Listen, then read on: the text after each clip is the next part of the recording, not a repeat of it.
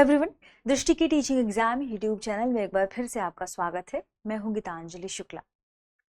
जैसा कि आप सभी जानते हैं, हम यहाँ विगत वर्षों में यूजीसी नेट के जो एग्जाम्स हुए हैं उनमें भूगोल विषय से पूछे गए प्रश्नों पर चर्चा कर रहे हैं। तो बेसिकली ध्यान रखिएगा, यूजीसी नेट का जो एग्जाम होता है उसमें जियोग्राफी सब्जेक्ट या जियोग्राफी विषय से पूछे गए विगत वर्षों के प्रश्न यानी पीवाईक्यू, प्रीवियस ईयर क्वेश्चन, इसके डिस्कशन पर हम चर्चा कर रहे हैं।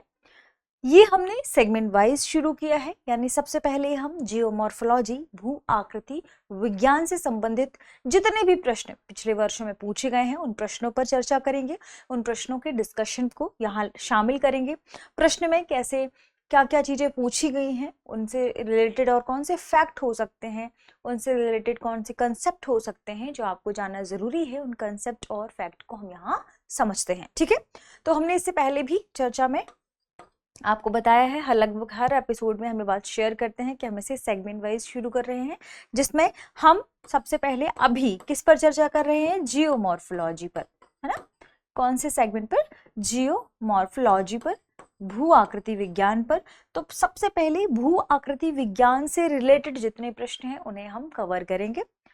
23, 24, 22, 20 लगभग सारे ईयर्स के 18, 17 यहाँ तक हम पहुंच गए हैं। इन सभी वर्षों पर हमने चर्चा की है। 17 के और भी जो प्रश्न बचे हैं उन्हें हम आज देखेंगे, उन्हें समझने की कोशिश करेंगे। ठीक है, पहला प्रश्न देखते हैं। प्रश्न है, एक प्लेट का दूसरी प्लेट के नीचे खिसकने की प्रक्रिया को कहा जाता है?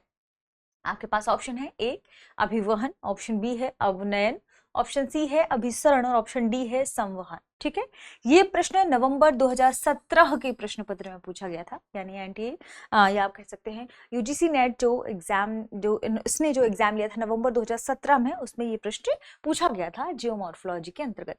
प्रश्न देखिए, ठीक से पढ़िए। प्रश्न में क्या है, एक प्लेट का दूसरी प्लेट के नीचे खिसकने की प्रक्रिया को, ठीक।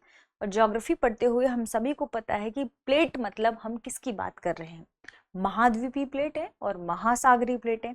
इन प्लेटों के संदर्भ में चर्चा की जा रही है। ठीक है, प्लेट विवर्तनिक जो घटनाएं हैं उनमें प्लेटों का अभिसरण, अपसारी और एक रूपांतरण, 3 प्रकार के हमने इनमें देखा है कि प्लेट सीमांत जो हमारे आसपास या पृथ्वी में घटित हुई हैं प्लेट विवर्तनिक की वजह से, वो सबसे पहले है अभिसरण। तो आप क्या कह सकते हैं इसे, अभिसारी प्लेट सीमांत। ठीक है, अभिसारी प्लेट सीमांत। जो दूसरा है वह है अपसारी प्लेट सीमांत। प्लेट विवर्तनिकी की घटना में दूसरा क्या है, अपसारी प्लेट सीमांत। और तीसरा है आप इसे कह सकते हैं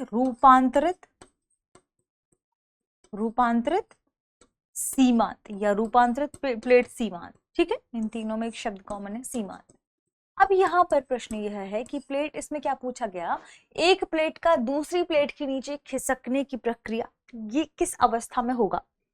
यदि हम बात करें अभिसारी की, तो अभिसारी यानी 2 प्लेटों का आमने सामने, 2 प्लेटों की क्या है, आमने सामने जब गति हो रही है और इस गति के फलस्वरूप ये दोनों प्लेटें क्या हो जाएंगी, टकरा जाएंगी। ठीक है, ठीक है, इन दोनों प्लेटों में क्या है, अभिसारी गति हो रही है, इन दोनों प्लेटों का आमने सामने गति हो रही है, इनमें आपस में क्या होगा, अभिसरण हो जाएगा और अभिसरण के तहत ये क्या होंगी, टकरा जाएंगी। ठीक है, और टकराने के पश्चात जो भारी प्लेट है, टकराने के पश्चात क्या होगा, जो भारी प्लेट है वह हल्की प्लेट के नीचे क्या हो जाएगी, क्षेपित हो जाएगी। क्या होगी, क्षेपित हो जाएगी। अब यहाँ पर जब हमने यहाँ पे अभी डायग्राम बनाया था, ये जो दोनों प्लेटें नजदीक आई थी, तो जब ये प्लेटें दोनों नजदीक आने के बाद यहाँ टकराती हैं, ठीक है, यहाँ, तो ये जो बीच में हिस्सा बचता है इसे कहते हैं अभिसरण क्षेत्र। इसे क्या कहते हैं, अभिसरण क्षेत्र। ठीक है, और जब ये भारी प्लेट या आप इसे कह सकते हैं महासागरीय प्लेट, ये जब इस प्लेट के, हल्की प्लेट के नीचे क्षेपित होगी, ठीक है, बहुत तेज टकराहट होगी या टकराहट होगी, अभिसारण होगा, और टकराने के फलस्वरूप क्या होगा, भारी प्लेट छोड़ना, जो हल्की प्लेट है इसके नीचे क्षेपित हो जाएगी। अब ये क्षेपित होकर नीचे पहुंचेगी और प्लेटों के नीचे, या आप कहें कि पृथ्वी के भीतर क्या होगा, प्लेटों के नीचे यहाँ टेम्परेचर तो बहुत अधिक होगा, तापमान की अधिकता की वजह से इस प्लेट का नीचे गलन शुरू हो जाएगा। ये प्लेट क्या होगी, तापमान की अधिकता की वजह से प्लेट गलने लगेगी, ठीक है। और जिस रीजन तक ये प्लेट नीचे गई है, इस रीजन को ही कहते हैं सबडक्शन जोन। क्या कहते हैं, सबडक्शन जोन, या इसे बोलते हैं अवनयन, अवनयन क्षेत्र, ठीक है, ध्यान रखिएगा। अब देखिए प्रश्न में क्या पूछा जा रहा है, एक प्लेट का दूसरी प्लेट के नीचे खिसकने की प्रक्रिया को क्या कहा जाता है। आपके पास जो 4 ऑप्शन हैं उनमें ऑप्शन बी अवनयन इस प्रश्न का सही जवाब होगा, ठीक है।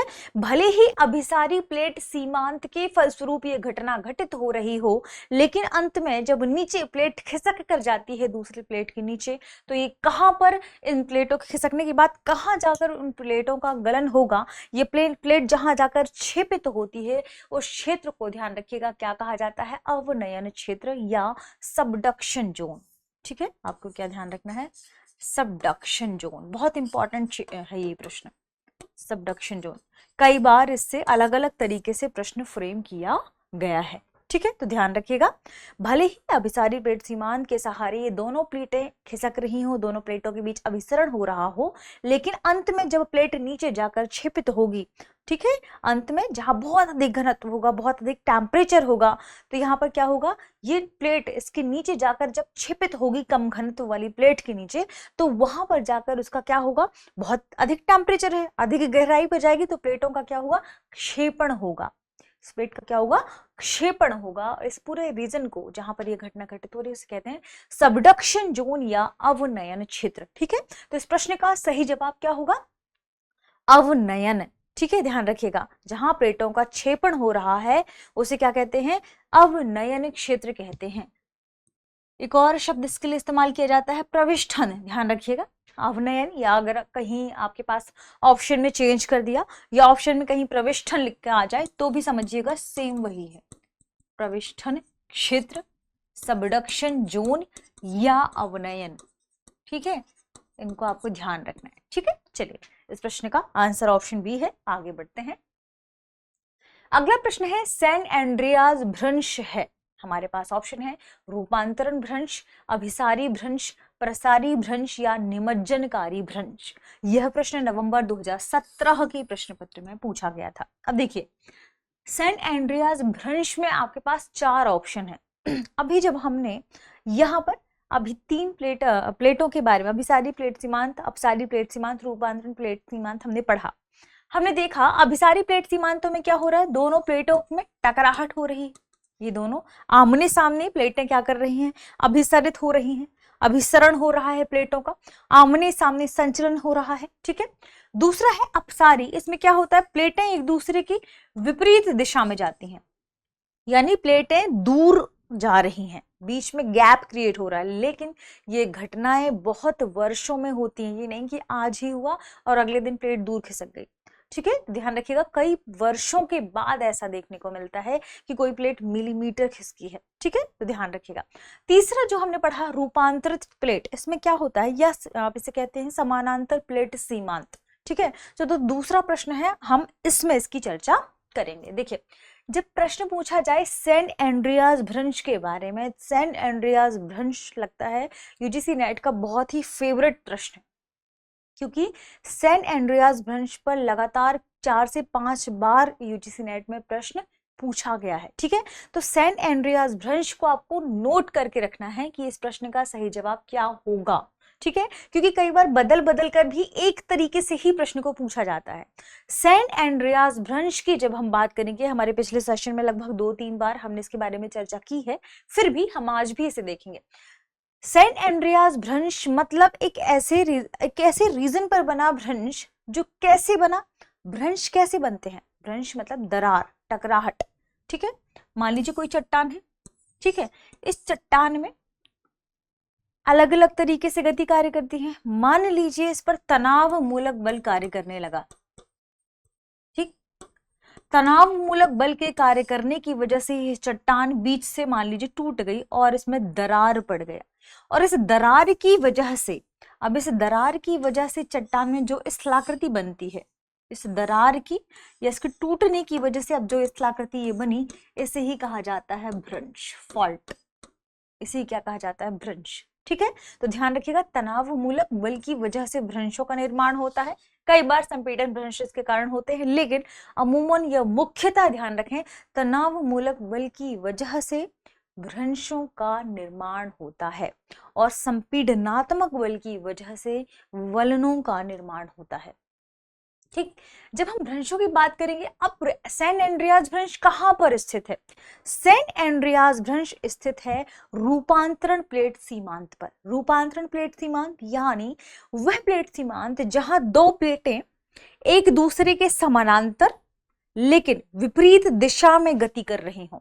तो ये क्षैतिज गति कर रही हैं, यानी अभी हमने क्या देखा, प्लेटें कुछ इस तरीके से जा रही हैं, ठीक है, एक दूसरे के विपरीत दिशा में, या तो आमने सामने आ रही हैं, लेकिन जब यही प्लेटें कुछ इस तरीके से क्षैतिज गति करने लगे, ठीक है, ध्यान रखिएगा, ये ऐसे हैं और ऐसे क्षैतिज गति करने लगे, एक दूसरे के विपरीत दिशा में जाने लगे, समानांतर हो, एक तो प्लेटें समानांतर हैं, ऊपर से एक दूसरे के विपरीत दिशा में जा रही हैं, ठीक है, और ये क्षैतिज गति कर रही हैं, तो इस प्रकार से इस जगह पर निर्मित, देखिए तो बहुत स्लो होगी, अब यहाँ पर तनाव, यहाँ पे देखिए तनाव मूलक बल कार्य करेगा, खींच रही है दूसरे को विपरीत दिशा में, तनाव मूलक बल की वजह से यहाँ भ्रंश का निर्माण होता है, दरार पड़ सकती है, और सैन एंड्रियाज भ्रंश रूपांतरण प्लेट सीमांत पर निर्मित भ्रंश है, या कह सकते हैं संरक्षी प्लेट सीमांत पर निर्मित भ्रंश है।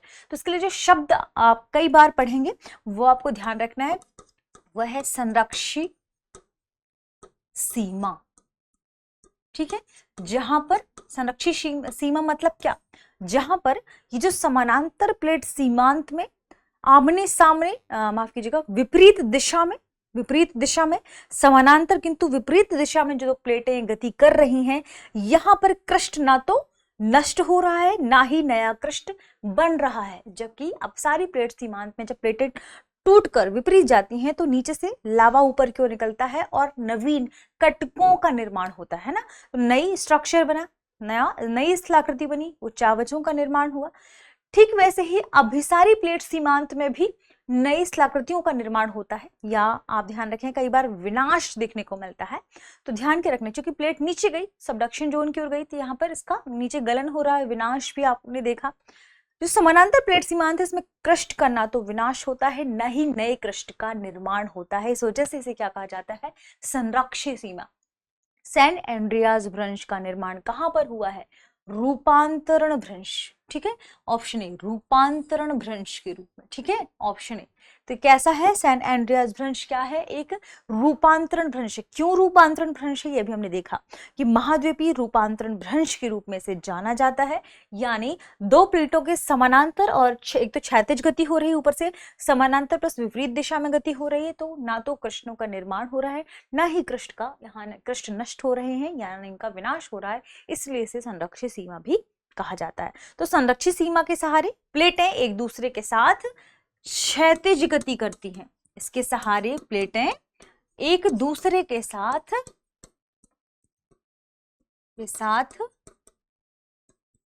क्षैतिज गति करती हैं, ठीक है, और जब ये क्षैतिज गति करती हैं तो इस क्रम में ना तो नवीन कृष्ट का निर्माण होता है, ध्यान रखिएगा, ना तो नवीन कृष्ट का निर्माण होता है और ना ही विनाश, और ना ही कृष्ण का विनाश होता है, ध्यान रखिएगा, ठीक है। तो सैन एंड्रियाज भ्रंश ऑप्शन ए, रूपांतरण भ्रंश इस प्रश्न का क्या है? सही जवाब है, ठीक है। प्लेटें समानांतर लेकिन विपरीत दिशा में गति करती हैं, तो प्लेटों के बीच क्या होता है? घर्षण होता है।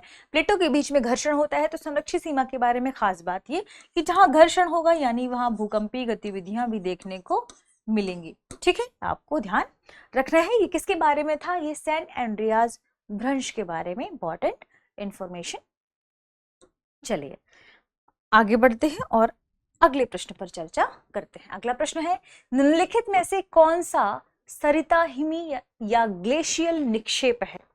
जब पूछा जाए सरिता हिमी यानी हिम की नदियों के माध्यम से, हिम के माध्यम से, ठीक है, बहुत अधिक मात्रा में जो हिमनद है वे अगर एक स्थान से दूसरी की ओर जाए, एक स्थान से दूसरे स्थान की ओर जाए, तो इसके लिए शब्द इस्तेमाल किया है क्या? सरिता हिमी या हिमनद। हिम से निर्मित नदी, हिम से निर्मित सरिता यानी नदी, इसे क्या कहा गया? ग्लेशियल कहा गया। ठीक है, प्रश्न फिर देखते हैं।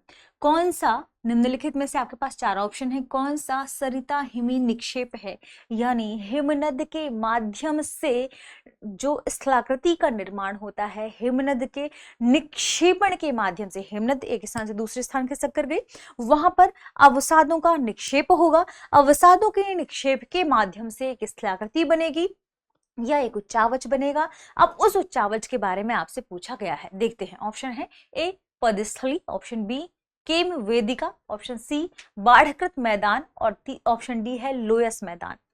लोयस मैदान हम जानते हैं कहां पर? मलुसरी क्षेत्र के बाहर, जब रेत या बालू क्या हो, दूसरे स्थान तक बहकर चली जाए पवन के माध्यम से, वहां लोयस के मैदान का निर्माण होता है, जैसे चीन इसका एग्जाम्पल है ना। पदस्थली की बात करें तो पदस्थली यानी हम बात कर रहे हैं किसकी? पैडी प्लेन की। पैडी प्लेन की संरचना या पैडी प्लेन क्या है, आगे एक प्रश्न पूछा गया है, हम उसमें विस्तार से चर्चा करेंगे। लेकिन ये ध्यान रखिए कि पैडी प्लेन का निर्माण भी जो बाढ़कृत मैदान है उसके, या तो आप मानिए कि पैडी प्लेन एक तरीके से मैदान है, ठीक है, हम उनके बारे में भी समझेंगे।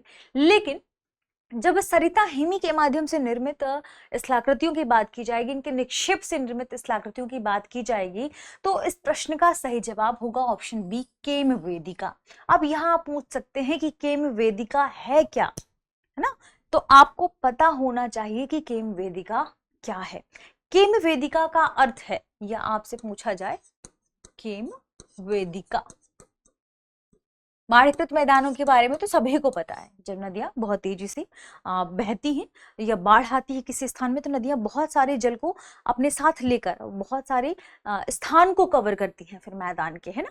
और इस स्थान को, ये बड़े क्षेत्र को कवर करने के क्रम में इसका जो बालू है, अवसाद है, वह बहुत दूर तक फैल जाता है। जब ये बाढ़ की अवस्थाएं समाप्त होती हैं, अब नदी के माध्यम से दूर दूर तक जहां जहां बाढ़ आई, जहां जहां उसका अवसाद गया, रेत गई, बालू गई, वहां पर जो जो मैदान बचते हैं उसे हम बाढ़ के मैदान अमूमन कह देते हैं। ठीक है, अब प्रश्न है केम वेदिका।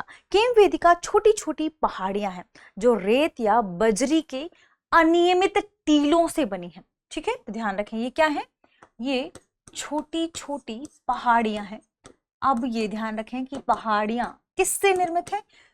ये निर्मित है रेत प्लस बजरी से, लेकिन इनके अनियमित टीले से। अब ये अनियमित टीले या छोटी छोटी पहाड़ियां किससे बनी हुई हैं, कैसे निक्षेपित हुई हैं?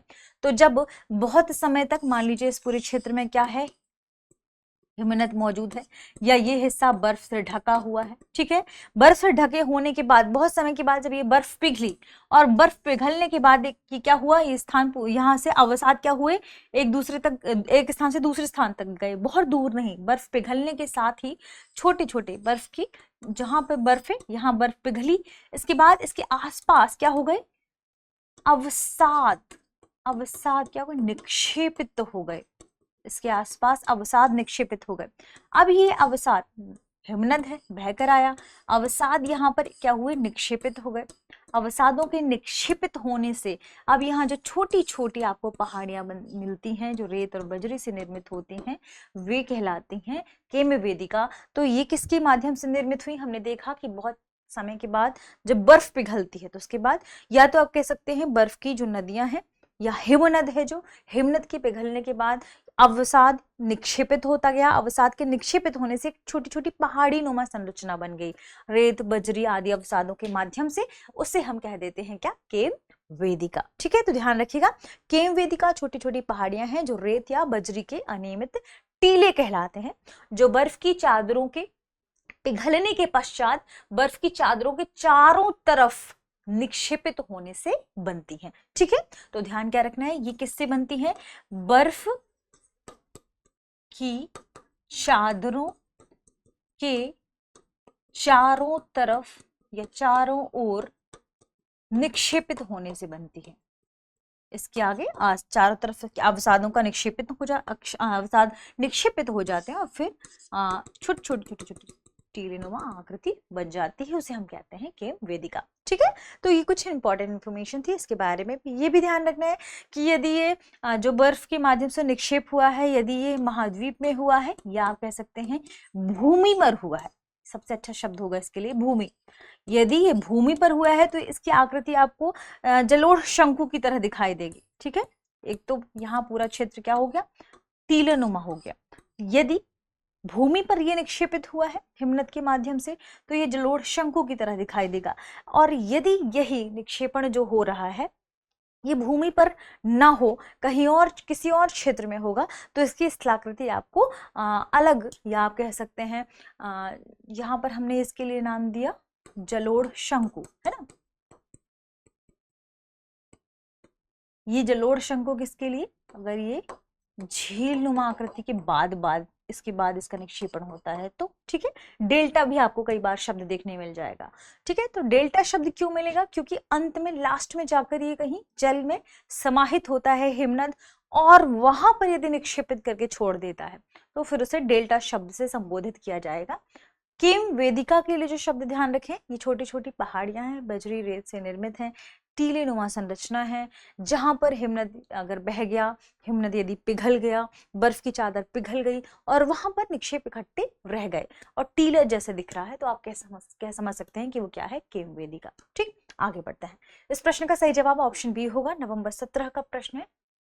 अगला प्रश्न है, पदस्थली या पेडिप्लेन की अवधारणा निम्नलिखित में से किस नाम के साथ संबंधित है। ठीक है, ध्यान रखें, पेडिप्लेन या पदस्थली, इसकी अवधारणा किसने दी है, कुल मिलाकर बात यही है। आपके पास चार ऑप्शन है, A W M. Davis, option B L C. King, option C W Pank और ऑप्शन डी सी.ए. कॉटन। ठीक है, प्रश्न नवंबर 2017 में ही पूछा गया था। जब हम भू आकृति विज्ञान के संदर्भ में पढ़ते हैं, अपरदन चक्र के बारे में जानने की कोशिश करते हैं, ढालों के बारे में पढ़ते हैं, तो हम सभी जानते हैं कि डेविस, पैंक, क्रिकमे, एल.सी. किंग, ये कुछ वैज्ञानिक हैं, भूगोलवेत्ता हैं, जिनका नाम सामने आता ही आता है। भौगोलिक चक्र के संदर्भ में डेविस ने जब अपनी सबसे पहली संकल्पना प्रस्तुत की, अपरदन चक्र के संदर्भ में जब डेविस ने अपनी संकल्पना प्रस्तुत की, तो बहुत सारे जर्मन वैज्ञानिक, पैंक आदि इनकी आलोचना में निकलकर सामने आए। क्रिकमे ने भी इनकी आलोचना की, एल.सी. किंग ने भी इनकी कई आलोचनाएं निकालकर आगे अपने इन्होंने रूल्स रेगुलेशन, अपने शब्द इन्हें ठीक करते हुए अपनी नई अवधारणा प्रस्तुत की है। ठीक है, जिसमें जब डेविस ने पेनिप्लेन की संकल्पना के बारे में बात की कि उत्थान के बाद किसी स्थलाकृति का सबसे पहले उत्थान होता है, फिर उसमें अपरदन होता है और अपरदन के बाद अंत में एक आकृति विहीन धरातल मिलता है, जिसे उन्होंने पेनिप्लेन कहा। ये डेविस के शब्दों में। आगे फिर 1933 के आसपास क्रिकमे आते हैं। क्रिकमे ने इसके लिए नए शब्द दिया कि यदि बाढ़कृत मैदान है, बाढ़ के माध्यम से बहुत दूर तक मैदानों का निर्माण हुआ है, अवसादों का निक्षेपण हुआ है, ये मैदानी नुमा संरचना है, तो इसके लिए उन्होंने शब्द दिया पेनिप्लेन। ठीक है, इसके बाद आगे और संकल्पनाएं बढ़ती गई और वैज्ञानिक आते हैं LC. King. LC. King, LC. King ने पेनिप्लेन और पेनिप्लेन के इतर एक नई अवधारणा दी, जिसके लिए उन्होंने शब्द इस्तेमाल किया पेडिप्लेन। पेडिप्लेन के लिए एल.सी. किंग ने कहा कि ये मंद ढाल के विस्तृत क्षेत्र होते हैं, यानी एक ऐसा रीजन जिसकी ढाल क्या है, मंद है। ठीक है, यानी एक तो ये पर्वत, एक तो पठार और मैदान, ये कैसा विस्तृत क्षेत्र है, ये एक मंद ढाल का विस्तृत क्षेत्र है। ठीक है, ये कुछ इस तरीके से, इसकी ढाल क्या है, मंद है। ठीक, मंद ढाल का क्या है, विस्तृत क्षेत्र है। इस मंद ढाल के विस्तृत क्षेत्र को, जिसमें कई आपको अवशिष्ट पहाड़ियां मिलेंगी, यानी एक ऐसी पहाड़ियां जो लगभग अंत में बची हैं, इनका अक्षयन हो चुका है, अपरदन हो चुका है। ठीक है, तो ये छोटी छोटी इनमें क्या है, अपशिष्ट आपको पहाड़ियां देखने को मिलेंगी। लेकिन ये जो जिस पूरे क्षेत्र में ये विस्तारित हैं, इस पूरे क्षेत्र के लिए इन्होंने जो शब्द इस्तेमाल किया वह है पेडिप्लेन। ठीक है। तो पैडी प्लेन की संकल्पना या शब्द को किन्होंने इस्तेमाल किया था? एल.सी. किंग ने। तो जब इस प्रश्न के सही जवाब की बात आएगी कि पैडी प्लेन की अवधारणा किसके नाम से संबंधित है, तो वह एल.सी. किंग के नाम से संबंधित है। ऑप्शन बी इस प्रश्न का सही जवाब होगा। पैडी प्लेन के संबंध में एल.सी. किंग ने क्या कहा कि पैडी प्लेन क्या है? एक मंद ढाल के विस्तृत क्षेत्र है जिसमें तीव्र ढाल वाले, थोड़े से तीव्र ढाल वाले क्या है? अवशिष्ट पहाड़ियां मौजूद है, जो कि अवशिष्ट पहाड़ियों के जो आसपास छोटे छोटे टीले आप कह सकते हैं, ये इनके भीतर मौजूद होते हैं। अब ये बात की जाएगी कि आखिर इनका पैडी प्लेन्स का निर्माण कैसे होता है। तो इनका निर्माण कई प्रकार के पेडिमेंट के मिलने से होता है। यानी इतना बड़ा जो प्लेन बन रहा है, ये कई प्रकार के पेडिमेंट्स के मिलने से इस पूरे प्लेन का निर्माण हो रहा है, जो दूर तक क्या है? विस्तारित है। ठीक है, ये पैडी प्लेन मंद ढाल तक दूर तक विस्तारित है। उनमें छोटे छोटे क्या है? तीव्र ढाल वाली क्या है? पहाड़ियां मौजूद है। ठीक है, तो पैडी प्लेन की अवधारणा एल.सी. किंग ने दी। एल.सी. किंग ने ये अवधारणा कब दी? जब उन्होंने उत्तरी अमेरिका, दक्षिण America, Africa, Europe, Asia, Australia, इन सभी के आसपास वाले जो क्षेत्र हैं, प्लेन्स हैं, मैदान हैं, उनका इन्होंने अध्ययन किया। और अध्ययन के पश्चात इन्होंने क्या बात स्वीकार की कि बहुत पहले प्राचीन समय में, जैसे डेविस ने क्या स्वीकार किया था कि जो ये मैदान है उसे पेनी प्लेन कहेंगे, लेकिन एल.सी. किंग ने कहा कि इन प्राचीन मैदानों को हम पैडी प्लेन कहेंगे। इनके शुरुआती समय से जो स्थान से जो ऐसे कुछ स्थलाकृति निर्मित हुई हैं, बाद में जो बची हैं, अपरदन के पश्चात उन क्षेत्रों के लिए जो शब्द दिया उसे उन्होंने पैडी प्लेन कहा, पैडी प्लेन नाम दिया। ठीक है, आगे बढ़ते हैं। अगला प्रश्न है ढलान यानी स्लोप। ठीक है, ढलान के बारे में हम सभी ने पढ़ा है, इस पर हम आगे चर्चा करेंगे भी जब इस पर अन्य विस्तार से कोई प्रश्न पूछा जाता है। ठीक, ढलान यानी स्लोप, इसका प्रोफाइल उत्थान क्रिया की परिस्थितियों के अनुसार उत्तल, समतल अथवा नतोदर होती है। यह किसने कहा है? यानी जो हम स्लोप की बात करते हैं, जैसे हम ढाल की बात करते हैं, इस ढाल के बारे में प्रश्न है कि जो ढाल का प्रोफाइल है उसमें यदि उत्थान की क्रिया हो रही है तो इसमें उत्तल आपको ढाल देखने को मिलेगा। ठीक है, यदि समतल है, ठीक है, उत्थान की क्रिया की अन्य परिस्थितियां आती हैं बाद में, दूसरी अवस्था, तो ये आपको समतल देखने को मिलेगा। और यदि आपको कई बार ऐसी स्थिति आएगी उत्थान के साथ समतल और फिर लास्ट में आपको ये नतोदर झुका हुआ देखने को मिलेगा, ये किसने कहा है? ये दरअसल कहा है पेंक ने। जब हम डेविस के अपरदन चक्र के बाद आगे बढ़ेंगे तो पेंक ने अपने ढाल से संबंधित नियम दिए हैं। ठीक है, यानी पेंक ने ये बात कही कि जब आप ढाल की उत्थान के बारे में बात करेंगे, पहले अवस्था की बात कर रहे हैं, तीव्र उत्थान की अवस्था में जो ढाल निर्मित होगी, तीव्र उत्थान की अवस्था में जो ढाल निर्मित होगी उसमें नदी अपरदन की तीव्रता अधिक होगी और ऐसे समय में जो ढाल बनेगी वह उत्तल ढाल होगी। ठीक है, उसके बाद जो दूसरी अवस्था आती है उसे कहते हैं स्थिर अवस्था। या आपके स्थिर अवस्था वह अवस्था है जिस अवस्था में घाटियों के ढाल उत्तल ना होकर सीधे हो जाते हैं। ठीक है, स्थिर अवस्था में जो घाटियों के ढाल हैं वह उत्तल ना होकर क्या होते हैं? सीधे हो जाते हैं, या आप कह सकते हैं सीधे हो जाते हैं। ठीक है, और एक अवस्था या अंतिम अवस्था इसे हम कहते हैं नदियों की, तो इसमें कम उत्थान या बिल्कुल स्थिर उत्थान होगा। तो एक ऐसी अवस्था है इसमें अपरदन, जो नदियों के माध्यम से अपरदन की तीव्रता है वह कम हो जाती है, और जैसे ही अपरदन की तीव्रता कम होगी ढाल क्या हो जाएंगे? अवतल ढालों का निर्माण होना शुरू हो जाएगा, जिसे नतोदर ढाल कहते हैं। ठीक है, तो ये तीन इस अवधारणा के बारे में यदि पूछा जाए कि किसने कहा है, तो पेंक की यह अवधारणा है, ये आपको ध्यान रखना है। ठीक है, ये किसने कहा था? ये सारी चीजें पेंक ने कही थी। ठीक है, तो जब हम ढाल की बात करते हैं तो चूंकि डेविस ने भी ढाल के बारे में चर्चा की है, पेंक ने भी ढाल के बारे में चर्चा की है, ये सारी चीजें आपको ध्यान रखनी होंगी। जैसे डेविस ने कहा था ढाल विकास सिद्धांत, इसके संबंध में इन्होंने अपना विचार दिया था।